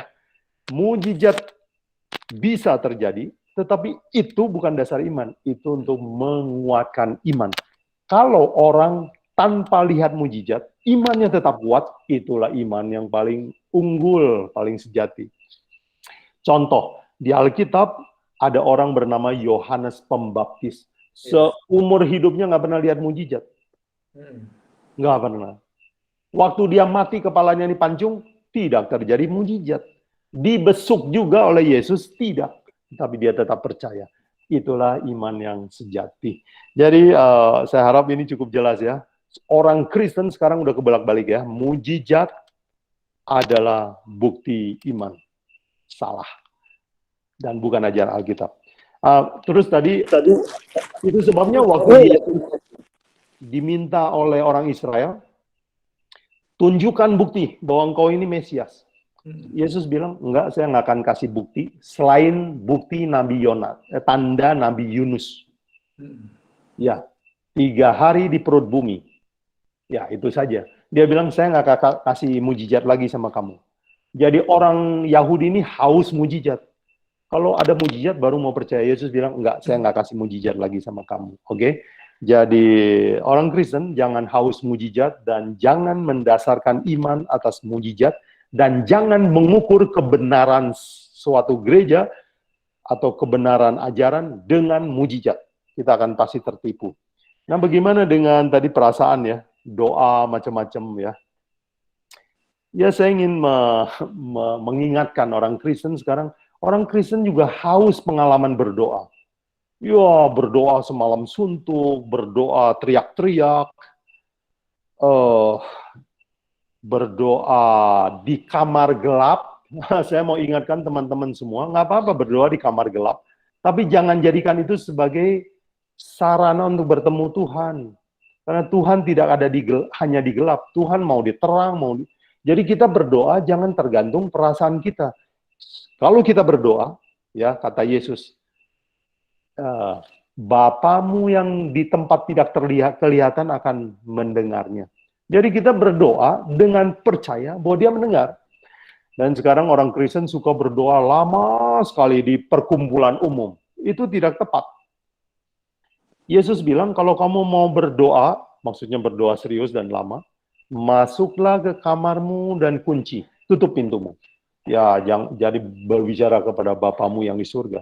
Jadi doa umum janganlah panjang-panjang, dan ini semua telah ditiru oleh orang-orang Kristen, dan semua ini adalah tradisi dari ajaran Roma Kepausan. Hati-hati ya. Oke, Pak Togu, thank you ya. Bu Guan, selanjutnya, yes. Artinya kan mungkin kita hampir semua yang ada di sini pemahaman tentang iman ini kan agak sulit. Iman ini apakah kita supaya terlepas dari penderitaan, atau iman ini akan kita mendapatkan kehidupan yang kekal? Itu bagaimana kita memahaminya itu, Bu Guan? Karena kadang-kadang kita kan berdoa, mungkin ya kita hampir semua, bagaimana kita melepas dari permasalahan, atau kita bisa mendapatkan sesuatu yang kita inginkan. Tapi kalau kita lihat tadi itu, nggak ada sesuatu tanda-tanda yang seperti mujizat itu tadi. Ini kan seolah-olah iman ini diuji hanya untuk mendapatkan kehidupan yang kekal. Apa gitu kira-kira, bukan? Apa bukan yang kehidupan di dunia ini? Oke. Bagus Pak Togu, pertanyaannya saya suka. Iman ini tujuannya untuk apa ya kira-kira ya? Apakah gunanya? Baik. Iman itu boleh kita ilustrasikan seperti cinta, ya, tanpa pamrih. Cinta. Bukan karena mau cari keuntungan, ya. Kalau mau cari keuntungan itu namanya egois ya. Jadi cinta itu rela berkorban apa saja, mau untung mau rugi, saya tetap cinta. Begitu kan kita sama anak kan? Kalau kita cinta sama anak, apakah kita punya baju atau tidak punya baju, kita tetap pentingkan anak kan? Apakah anak ini nanti besar, dia hormat sama saya, dia pelihara hidup saya waktu saya tua, kita nggak tahu. Tapi kita nggak ada motif itu. Seandainya dia juga tidak hormat sama saya, seandainya. Waktu kecil juga saya pelihara kan, itu cinta.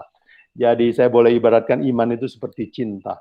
Kita cinta mengasihi Tuhan, mengasihi firman-Nya. Kita percaya sama omongan Dia, bahwa Tuhan itu baik.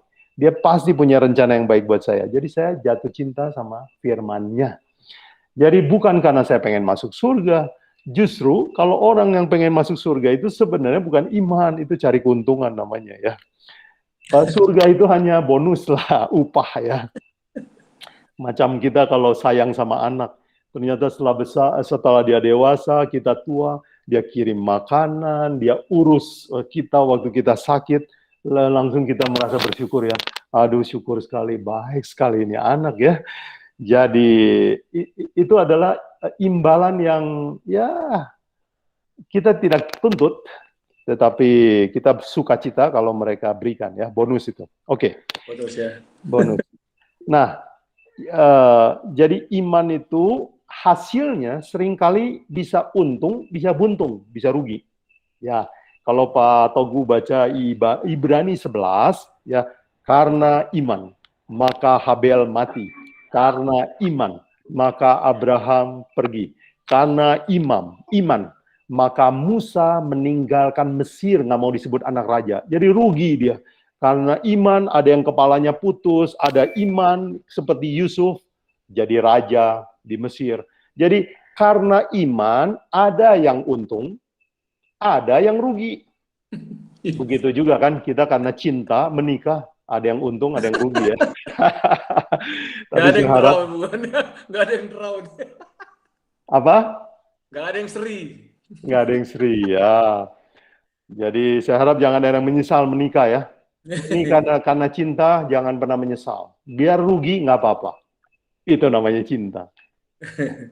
Begitu juga kita ikut Tuhan, Pak Togu. Iya, iya. Buat ada satu ayat yang agak membingungkan saya ini. Oke. Kisah Para Rasul 8,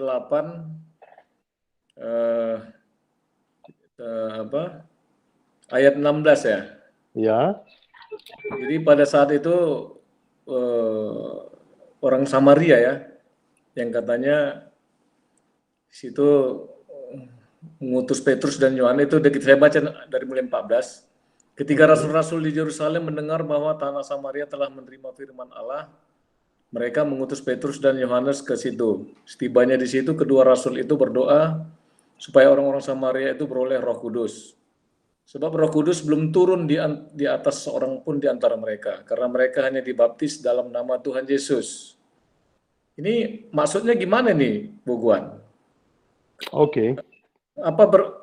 Bagaimana? Ini soalnya kayak seolah-olah di compare ya, diperbanding antara Roh Kudus belum turun dan lain-lain, karena mereka hanya dibaptis dalam nama Tuhan Yesus. Itu apakah ada urutan-urutan atau memang klasifikasinya berbeda? Apa ada dibaptis berbeda itu dibaptis dalam nama Tuhan Yesus dengan dibaptis dengan Roh Kudus? Oke. Gimana pemahaman itu, Bu Guan? Ya, bagus. Terima kasih pertanyaannya. Saya tadi membuka King James Version untuk Kisah 8 ayat 16 diberi tanda kurung. Nanti saya akan selidiki. Kemungkinan ini adalah keterangan tambahan yang tidak ada di teks aslinya. Ya. Tetapi keterangannya juga tetap benar lah, boleh diterima lah. Jadi tidak salah. Itu sebabnya diberi tanda kurung di dalam King James Version ya untuk ayat 16 ya. Oke. Nah, Yesus mengatakan soal ini baptisan ya, dalam Yohanes 3, kamu ya, kalau kamu tidak dilahirkan baru, kamu nggak bisa masuk surga. Dan syarat dilahirkan baru, kata Yesus dalam Yohanes 3 ayat 5 adalah apa? Kamu harus lahir dari air dan dari roh. Dua prinsip ya. Apa artinya lahir dari air? Ya, dalam Matius 3 dikatakan air adalah bukti pertobatan. Jadi syarat masuk surga adalah orang harus lahir baru. Dan apa artinya lahir baru? Nomor 1, bertobat. Jadi baptisan air adalah baptisan pertobatan. Yang kedua, dibaptis oleh roh. Apa artinya dibaptis oleh roh? Artinya dicelupkan dalam roh. Hidupnya dikuasai oleh Roh Kudus. Ya. Jadi pikirannya yang dibaptis. Paulus di dalam Galatia 5 ayat 16 dan seterusnya bilang soal buah-buah roh, kan dia bilang kan, siapa yang hidup dikendalikan oleh daging, dia adalah hidup oleh daging. Siapa yang hidup dikendalikan oleh Roh Kudus, dia adalah dia hidup oleh roh. Dan orang ini akan mempunyai buah roh, kata Paulus. Jadi kita simpulkan begini, apa syarat masuk surga? 1, bertobat. Yang kedua, hidupnya berubah, pikirannya berubah. dipimpin oleh Roh setiap hari, baru bisa masuk surga. Begitu kata Yesus, Pak Togu. Iya. Ya, Berarti pemahamannya ini dibaptis dalam nama Tuhan Yesus itu baptis air. Oh, itu ya. Iya. Baptis air. Terakhir nih, Bung Guan. Yes. Jadi apakah yang beriman itu harus dibaptis dulu? Apa bagaimana itu, Bung Guan? Apakah orang yang tidak dibaptis bisa beriman? Oke. Orang beriman apakah harus dibaptis ya? Ya. Iya, terima kasih. Saya coba terangkan dengan yang saya bisa mengerti dari pertanyaan ini. Orang beriman itu yang Tuhan minta adalah bertobat. Ya. Tuhan panggil kita untuk, kan arti nama Yesus, ya Matius 1 ayat 21 adalah menyelamatkan umatnya keluar dari dosa. Dan Petrus juga bilang kan, ya dia yang membawa kita dari gelap kepada terangnya yang ajaib. Jadi pengalaman keluar dari gelap kepada terang adalah perintah Yesus. Oke, keluar dari kegelapan nenek moyang kita. Jadi kalau kita percaya ayat itu, tentu saja kita mau dibaptis kan. Jadi orang beriman harus menunjukkan pertobatan, harus. Ya. Jadi iman akan menghasilkan pertobatan. Begitu Pak Togu. Jadi apakah orang beriman harus dibaptis? Kalimat yang benarnya adalah orang beriman harus bertobat. Dan bagaimana bukti orang bertobat? Ya dibaptis. Tapi kalau dibalik ya, apakah semua orang yang dibaptis bertobat? Bagaimana Pak Togu? Belum tentu juga. Belum tentu. Ya. Jadi jangan dibolak-balik ya. Ya. Karena kan ada juga firman yang mengatakan yang menyelamatkan kamu kan iman gitu ya, Bu Guan ya? Betul. Iman kepada Yesus Kristus. Berarti kan itu percikan-percikan tuh ritual-ritual aja tuh seperti yang kita bicarakan tadi, yang tepat sekali. Tepat sekali. Di dalam air tidak ada keselamatan ya. Keselamatan hanya di dalam Yesus Kristus. Tetapi upacara itu hanya untuk menunjukkan kepada manusia lain bahwa kita bertobat. Ya, macam pernikahan juga Pak Togu. Ya, kita boleh nggak menikah misalnya artinya di sawah atau di rumah, boleh kan? Boleh. Boleh nggak tanpa pendeta tumpang tangan? Nah, itu belum tahu. Mungkin kalau lagi COVID, bolehlah pendeta pakai Zoom ya. Berkati. Jadi itu hanya ritual.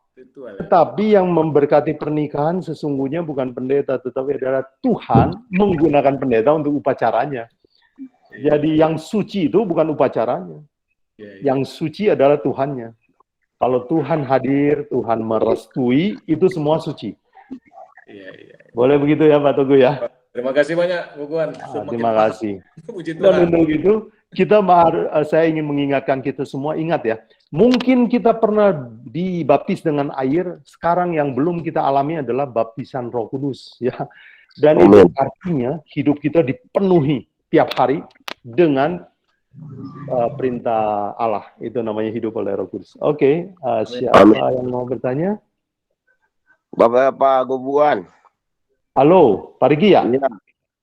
Saya kan suka nonton di YouTube ya. Lihat itu diskusi-diskusi teologi ya. Dari gereja-gereja reform, dari baptis injili, baptis fundamental. Itu kan pengajaran itu bagus-bagus dan memang dosen-dosen ini yang ngasih pengajaran itu kan kebanyakan dosen-dosen teologi ya tuh.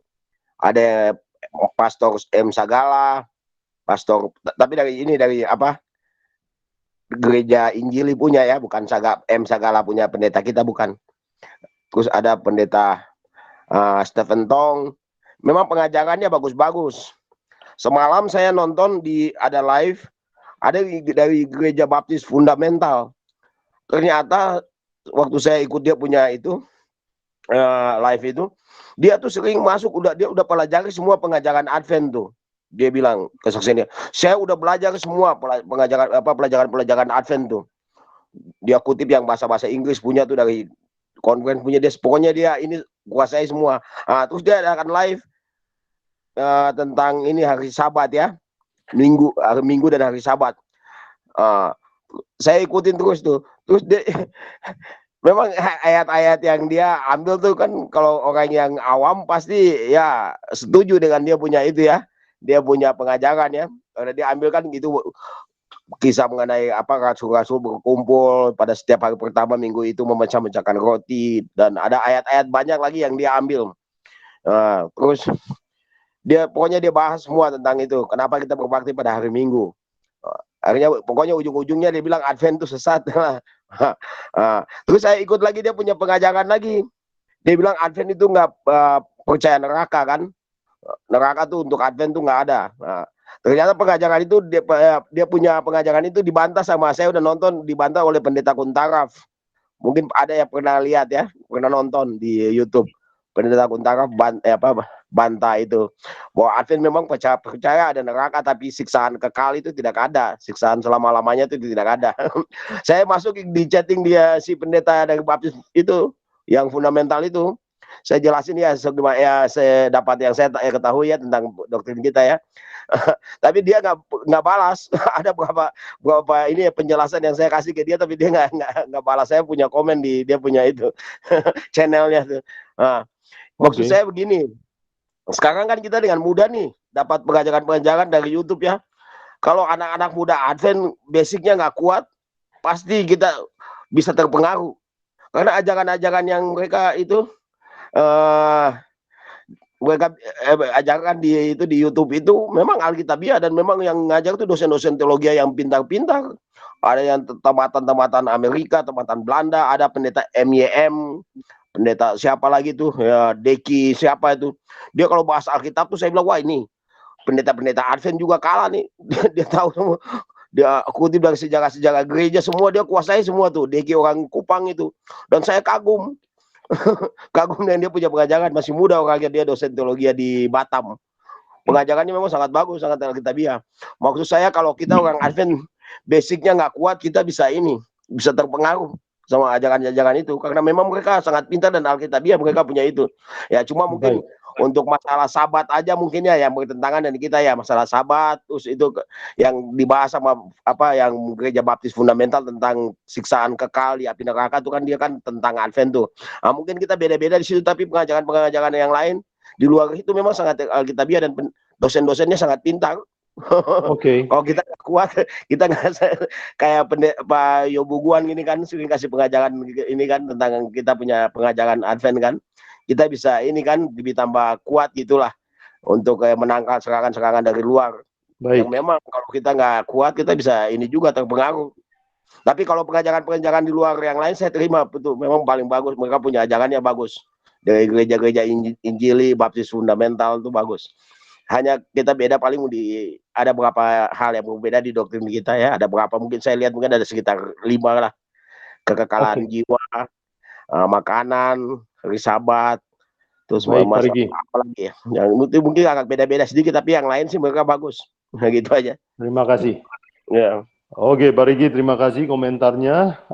Perlu saya ingatkan juga bahwa ini forum umum, jadi kita tidak menyebut nama-nama kelompok tanpa menyinggung ya. Tapi yang tadi diungkapkan adalah hal-hal yang umum ya. Oke, Pak Rigi. Baik. Saya cuma mau kasih tambahan untuk yang Pak Regi sampaikan adalah Paulus bilang dalam 1 Tesalonika 5:21 dikatakan ujilah segala sesuatu dan peganglah yang benar. Oke. Itu adalah nasihat Paulus yang perlu kita pegang ya. Jadi jangan dengar A, dengar B ya. Tadi saya dibilang ini saya mengajarkan doktrin Advent ya. Saya lebih suka menyebut saya mengajarkan Alkitab. Ya, saya lebih suka. Karena kadang-kadang saya bisa juga bertentangan dengan gereja tertentu. Bahkan mungkin gereja saya. Ya. Malam ini saya sedikit kasih protes tentang doa ACTS. Dan itu terjadi di gereja saya. So, apa yang kita pelajari adalah doktrin Alkitab, dan ingat Paulus bilang, selidiki segala sesuatu dan pegang yang benar. Mau Karena tanya, doa ACTS itu apa Pak Buguan? Saya mau tahu tuh, doa ACTS itu apa maksudnya? doa yang dibagi dalam 4 tahap, di tengahnya diselingi dengan lagu. Oh, Iya. iya, iya. Kadang doanya dilakukan di kamar gelap, kadang berdoanya diiringi musik. Ya. Iya. Tujuannya untuk menimbulkan efek khusyuk. Hening. Khusyuk. Oke. Terima kasih ya, Riki. Iya, ya. Ibu Laulita. Silakan Bu Laulita. Saya sudah menulis karena takut telat. Saya sudah tulis yang mau saya tambah, saya cuma mau nambah. Terkait pertanyaan Bu tadi tentang mujizat ya, iman dan mujizat gitu ya. Kalau menurut saya sih, mujizat itu sudah terjadi hari dalam tubuh kita, dalam kehidupan kita. Jadi, tidak usah menunggu mujizat spektakuler untuk membuktikan kita kepada Tuhan. Jadi ya melalui oksigen yang banyak biasa kita ini, melalui bisa buka mata sehari, kita bisa pelajari secara sains apa peredaran darah segalanya untuk organ-organ tubuh. Tapi menurut itunya terselami dengan itu adalah mujizat spektakuler. Bisa kita rasakan Tuhan setiap.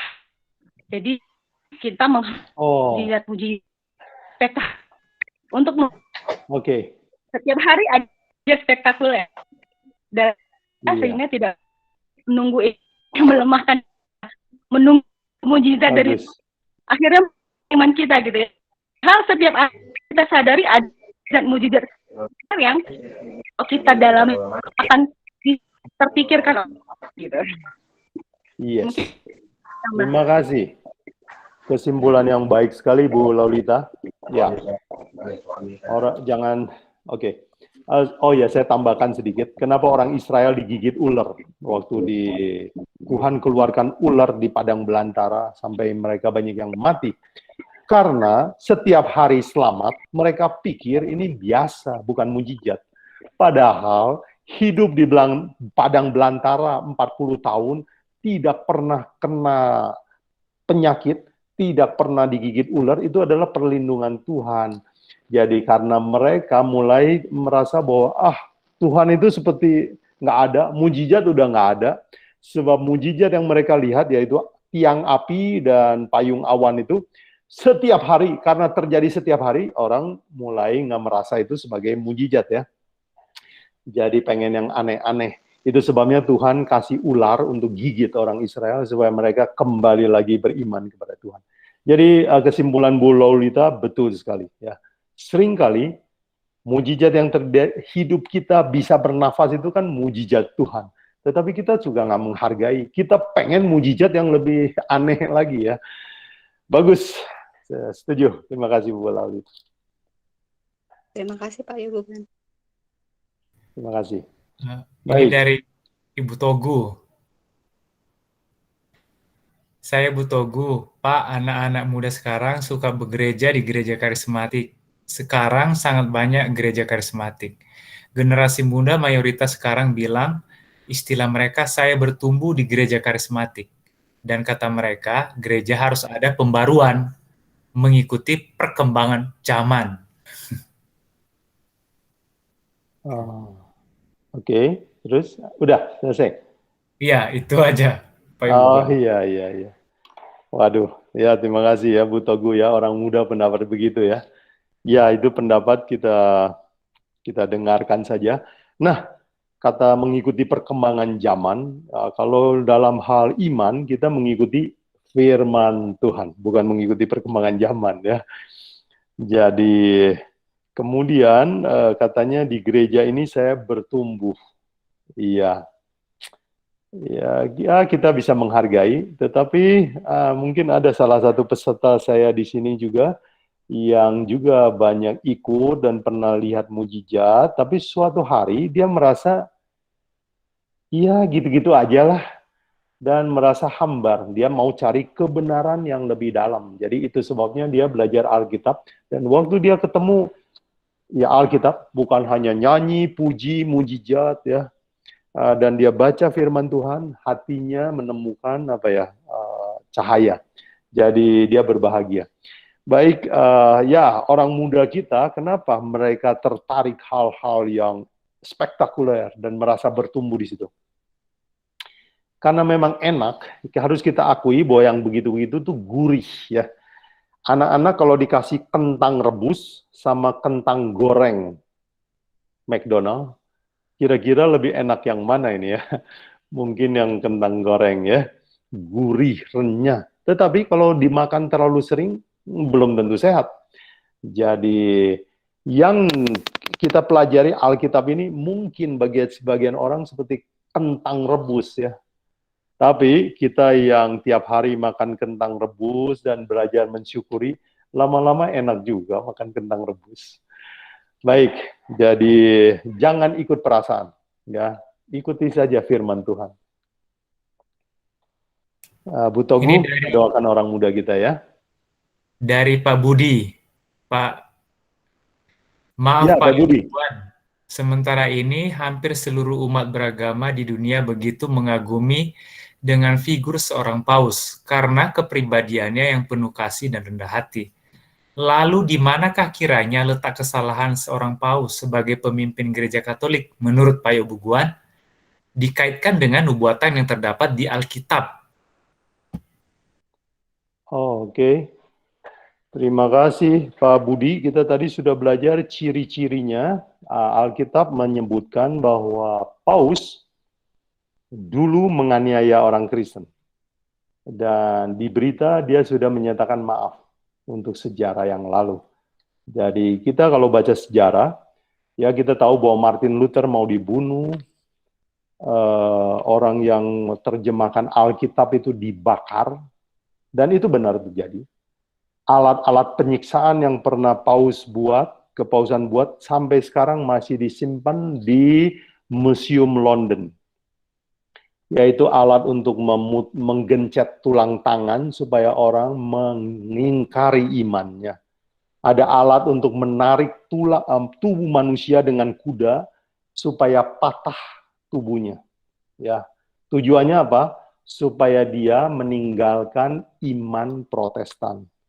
Ini adalah kejahatan yang dicatat oleh sejarah dan yang diramalkan oleh Alkitab. Jadi ini adalah dosa-dosa masa lalu. Kalau orang bilang dia baik hati, itu sekarang. Ya, dia baik hati.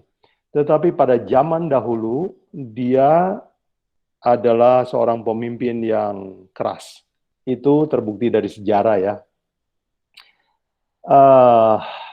Dan banyak juga ya, seperti melarang orang kawin, itu juga adalah bagian yang lain ya. Kemudian, oke. Nah sekarang Pak Budi mengadakan pengamatan, yaitu di mana letak kesalahannya kan sekarang baik hati. Iya, seperti tadi kita katakan bahwa kebaikannya baik, tetapi yang Tuhan minta juga adalah benar ya, bukan baik saja. Ya, jadi harus baik dan benar juga. Jadi oke, Paus sekarang baik dan rendah hati. Itu adalah kelihatannya ya. Tapi kita juga percaya bahwa dia banyak berbuat baik. Yang Alkitab mau katakan kepada kita adalah dia dulunya kejam, pernah terluka. Oh iya, dia kenapa pernah ditangkap oleh Jenderal Berthier waktu revolusi Prancis? Hidupnya terlalu mewah. Kalau Pak Budi belajar sejarah, misalnya buka di internet, itu gedung Basilika Santo Peter, tempat di mana sekarang Paus berada, itu uang dibangun dengan hasil memeras membohongi umat. Bagaimana caranya? Ya, dibilang bahwa ya kamu harus memberi lebih supaya bisa masuk surga.